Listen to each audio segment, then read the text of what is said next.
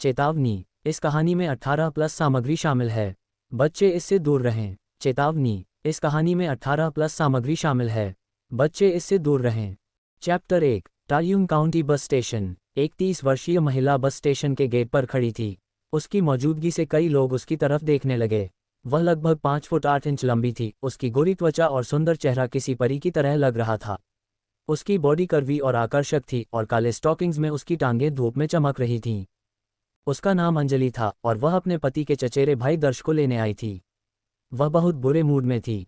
पहली बात, दर्श गांव से आ रहा था और गरीब होना एक बात थी, लेकिन उसने गांव के एक बदमाश को नाराज कर दिया था, जिसके कारण उसकी आंखों की रोशनी चली गई थी।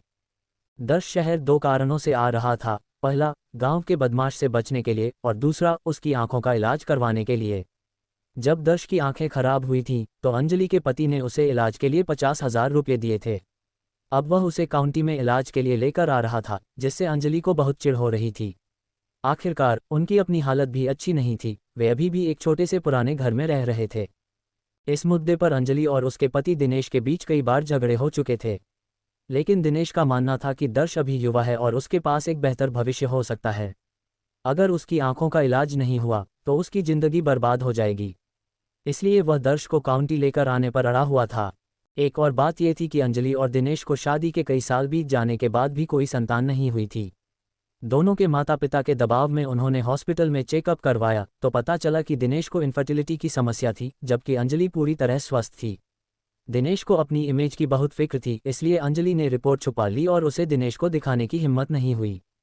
कल उसकी सबसे अच्छी दोस्त ने एक परफेक्ट सलाह दी थी, एक स्वस्थ आदमी ढूंढो और उससे प्रेग्नेंट हो जाओ। इस तरह तुम्हारा बच्चा हो जाएगा और दिनेश को कभी पता भी नहीं चलेगा। अंजलि इस आइडिया से प्रभावित हुई, लेकिन सवाल ये था कि सही आदमी कहाँ से ढूंढे। क्या वह सड़क पर किसी को भी चुन ले? नहीं, वह इतनी भी डिस्परेट नहीं थी। उसे एक बेहतरीन आदमी चाहिए था जो उसकी स्टैंडर्ड्स पर खरा उतरे। तभी अंजलि की नज़र एक युवक पर पड़ी जो सफ़ेद छड़ी पकड़े और चश्मा पहने बस स्टेशन से बाहर निकल रहा था। हालांकि उसने दर्श को पहले कभी नहीं देखा था, लेकिन उसकी छड़ी ने उसकी पहचान साफ कर दी। दर्श, अंजलि ने पूछा। भाभी जी, दर्श ने आवाज़ सुनकर उसकी तरफ मुड़ते हुए कहा। दर्श ने अंजलि की आवाज़ सुनकर रुक गया। अंधे होने के कारण वह अंजलि को देख नहीं सकता था, इसलिए उसे अपनी सुनने की क्षमता पर भरोसा करना पड़ा ताकि वह उसकी दिशा समझ सके। मैं यहाँ हूँ। अंजलि आगे बढ़ी और दर्श के सामने आकर खड़ी हो गई। शुरू में उसके भौहें तन गई थीं, क्योंकि वह इस अंधे चचेरे भाई से नाराज़ थी जो उनके लिए परेशानी लेकर आया था। लेकिन जब उसने दर्श का चेहरा देखा तो उसकी नाराज़गी तुरंत गायब हो गई। दर्श बहुत ही हैंडसम लग रहा था। वह लगभग 6 फुट लंबा था, उसका शरीर पतला था, लेकिन उसकी मौजूदगी में एक अजीब सी सुरक्षा का एहसास था। उसकी त्वचा गहरे रंग की थी, जो धूप में और भी चमक रही थी। उसके चेहरे के फीचर्स बहुत शार्प थे। उसकी भौहें गहरी और आंखें इतनी साफ थीं कि उन्हें एक बार देखकर भूलना मुश्किल था। उसके बाल साफ और टिडी थे और वह एक साधारण टी शर्ट और जीन्स पहने हुए था, जिससे वह बहुत ही साफ सुथरा और एनर्जेटिक लग रहा था। वह बिल्कुल एक हंक की तरह दिख रहा था और अगर थोड़ा सज धज कर लेता तो टीवी के सेलिब्रिटीज़ को भी पीछे छोड़ देता। दर्श को पहली बार देखते ही अंजलि के मन में एक डरावना ख्याल आया। क्यों न दर्श की मदद से वह एक बच्चा पैदा कर ले। हालांकि वह अंधा था, लेकिन यह समस्या आनुवांशिक नहीं थी। खांस खांस, अंजलि अपने ही ख्यालों से डर गई। अंजलि, क्या तुम्हारा दिमाग खराब हो गया है? दर्श उसके पति का चचेरा भाई था, वह ऐसा कैसे सोच सकती थी? भाभी जी, क्या हुआ? दर्श ने अंजलि की खांसी सुनकर चिंतित होते हुए पूछा। कुछ नहीं, बस लार गले में अटक गई थी। अंजलि ने दर्श को गौर से देखा। उसके हैंडसम चेहरे को देखकर उसे अपने पति दिनेश की रूखी त्वचा और साधारण लुक्स याद आ गए। उसे हैरानी हुई कि भाई होने के बावजूद उन दोनों के लुक्स में इतना फर्क क्यों था। दर्श ने चिंता जताई। भाभी जी, ध्यान रखना। तुम्हारी फिक्र के लिए शुक्रिया। दर्श, चलो मैं तुम्हें घर ले चलती हूँ। अंजलि ने देखा कि दर्श ने अपनी सफ़ेद छड़ी पकड़ रखी थी और उसने धीरे से उसकी बाँह पकड़ ली। दर्श, आगे सीढ़ियाँ हैं, भाभी तुम्हें सहारा देती हूँ। अंजलि के नर्म हाथों का स्पर्श पाते ही दर्श का शरीर तन गया। वह घबराकर बोला, भाभी जी, जरूरत नहीं, मैं खुद चल सकता हूँ। अंजलि ने जवाब दिया, तुम अभी टायुंग काउंटी आए हो और यहाँ की राहें नहीं जानते। मुझे तुम्हारी मदद करने दो। और फिर भाभी से इतनी शर्म क्यों? ये तो मेरा फ़र्ज़ है। ये सुनकर दर्श बहुत भावुक हो गया। उसने कहा, मेरे भाई ने हमेशा कहा है कि तुम न सिर्फ खूबसूरत हो, बल्कि तुम्हारा दिल भी बहुत अच्छा है। अब तुम मुझे मेरी आंखों के इलाज के लिए काउंटी लेकर आ रही हो। तुम जैसी भाभी मिलना मेरी किस्मत है। तुम्हारा भाई बकवास कर रहा है, मैं तो बस एक साधारण सी औरत हूँ, अंजलि ने मुस्कुराते हुए कहा। अंजलि ने मुस्कुराहट छुपाते हुए जवाब दिया। तभी दर्श का चेहरा गंभीर हो गया। उसने कहा, भाभी जी, हालांकि हम पहले कभी नहीं मिले, लेकिन मैंने अपनी आंखें खोने से पहले आपकी तस्वीर देखी थी, और आप उससे भी ज़्यादा खूबसूरत हैं जैसा भैया ने बताया था। ओह, फिर बताओ, मैं कितनी खूबसूरत हूँ? अंजलि के चेहरे पर छोटे छोटे डिम्पल्स आ गए और उसकी आंखों में उत्सुकता झलक रही थी। टार्यूम काउंटी जाते समय पड़ोस की एक आंटी ने दर्श को सलाह दी थी, जब तुम किसी और के घर में रह रहे हो तो मीठा बोलना और अपनी भाभी की तारीफ करना न भूलना। दर्श ने आंटी की बात याद रखी और तुरंत जवाब दिया, भाभी जी, आप एक परी की तरह लगती हैं। न सिर्फ आपका चेहरा खूबसूरत है, बल्कि आपकी बॉडी भी किसी मॉडल से कम नहीं है। गांव के लोग कहते हैं कि भैया ने पिछले जन्म में कोई बड़ा पुण्य किया होगा जो उन्हें आप जैसी पत्नी मिली। ही किसी भी औरत को तारीफ सुनना नापसंद नहीं होता, और अंजलि इतनी हंसी कि उसकी आंखें चांद की तरह घुमड़ गईं। हालांकि वह अंदर से खुश थी, फिर भी उसने कहा, तुम तो बहुत मीठा बोलते हो। मैं इतनी खूबसूरत कैसे हो सकती हूँ?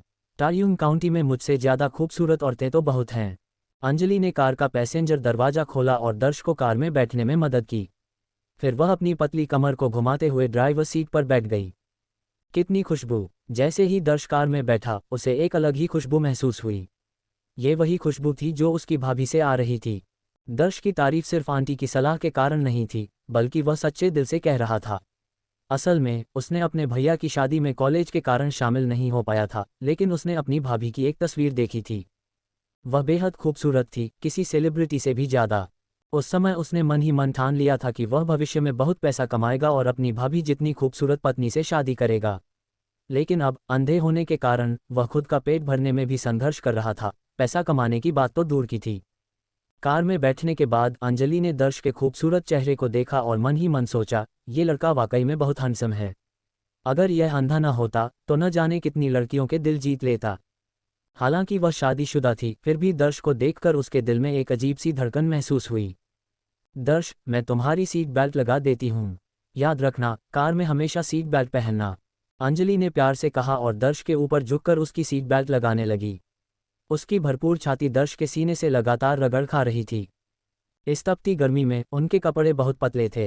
हालांकि दर्श देख नहीं सकता था, लेकिन वह अंजलि के शरीर की नरमी को महसूस कर सकता था, खासकर उसकी खुशबू जो उसकी नाक और मुंह में घुस रही थी। अचानक दर्श के अंदर एक आग सी लग गई और उसका पूरा शरीर तंग गया। अरे, यह क्या है जो मुझे दबा रहा है? अंजलि ने अनजाने में पूछा और नीचे देखते ही उसकी आंखें चौंधिया गईं। उसने हैरानी से कहा, दर्श, तुमने अपनी सफ़ेद छड़ी अपनी पैंट के अंदर क्यों डाल रखी है? क्या तुम्हें डर है कि कोई चुरा लेगा? भाभी, तुम्हारी मदद करती हूँ, इसे बाहर निकाल लेते हैं। ये कहते हुए अंजलि ने अपना हाथ बढ़ाया। चैप्टर 2। ये घटना इतनी अचानक हुई कि दर्श को रिएक्ट करने का मौका ही नहीं मिला और अंजलि ने उसे पकड़ लिया। इससे दर्श के पूरे शरीर में कर्ट सा दौड़ गया और वह तन गया, जैसे किसी धनुष पर चढ़ा तीर हो। ये क्या हो रहा है? दर्श ने बिल्कुल नहीं सोचा था कि उसकी भाभी ऐसा कदम उठाएगी। ये तो मेरा वंश को आगे बढ़ाने वाला हथियार है, फिर यह उसकी नज़रों में गाइड स्टिक कैसे बन गया? बूम! उस बड़े, सख्त और गर्म स्पर्श को महसूस करते ही अंजलि की आंखें हैरानी से फैल गईं। वह दर्श की तरफ देखती रही, उसकी नज़रों में गहरी चौंकाने वाली भावना थी। हे भगवान, ये तो बहुत ज़बरदस्त है। ये तो लगभग एक गधे जैसा है। अंजलि, जो इस साल 30 साल की हो चुकी थी, अब वह पहले वाली नादान लड़की नहीं रही थी। वह समझ गई कि उसने क्या पकड़ा है। ये तो एक ऐसा खजाना था जो किसी भी औरत को पागल कर सकता था। भाभी जी, जल्दी छोड़ दो मुझे, ये गाइड स्टिक नहीं है, दर्श ने घबराहट भरी आवाज में कहा। आहा! ये सुनकर अंजलि को होश आया और उसने तुरंत दर्श को छोड़ दिया। फिर वह शर्म से लाल होकर स्टीयरिंग व्हील पकड़ ली। ये तो बहुत अजीब हो गया। अंजलि खुद पर बहुत नाराज थी कि वह इतनी बेवकूफ़ कैसे बन गई। लेकिन फिर उसने चुपके से दर्श की तरफ देखा और उस बड़े आउटलाइन को देखकर उसे लगा कि शायद उसकी गलती इतनी बड़ी नहीं थी। ये तो इतना बड़ा है, इसे गाइड स्टिक समझ लेना तो नॉर्मल बात है ना? दर्श, बैठ जाओ, भाभी तुम्हें घर लेकर चलती हूँ। अंजलि ने गहरी सांस ली और जो हुआ उसका जिक्र नहीं किया। यह मामला पहले ही बहुत अजीब हो चुका था और दर्श भी इसे जानबूझकर उठाना नहीं चाहता था। उसने हल्के से सिर हिलाया और चुपचाप पैसेंजर सीट पर बैठ गया। हालांकि दर्श का दिल बहुत घबराया हुआ था। उसकी खूबसूरत भाभी ने अभी उसे वहां पकड़ लिया था और भले ही यह सिर्फ एक पल का एहसास था, लेकिन इसने दर्श जैसे अनुभवहीन लड़के को एक अद्भुत और नया सा एहसास दिया। जबकि अंजलि ड्राइविंग पर ध्यान केंद्रित कर रही थी, उसकी नज़र कभी कभी दर्श की पैंट की तरफ जाती थी, उस जगह को देखती थी जो अभी भी शांत नहीं हुई थी। उसने मन ही मन सोचा कि जवानी क्या चीज़ होती है। साथ ही उसके दिल में एक उदासी की लहर उठी। बहुत से लोगों की नज़र में उसके पति के साथ बिताए साल खुशहाल थे, लेकिन सिर्फ वही जानती थी कि इसमें कितनी कड़वाहट छिपी हुई थी।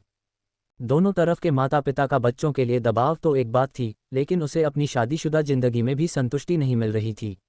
उसका पति दिखने में ताकतवर और 1.8 मीटर से ज़्यादा लंबा था, लेकिन असल में वह नपुंसक था।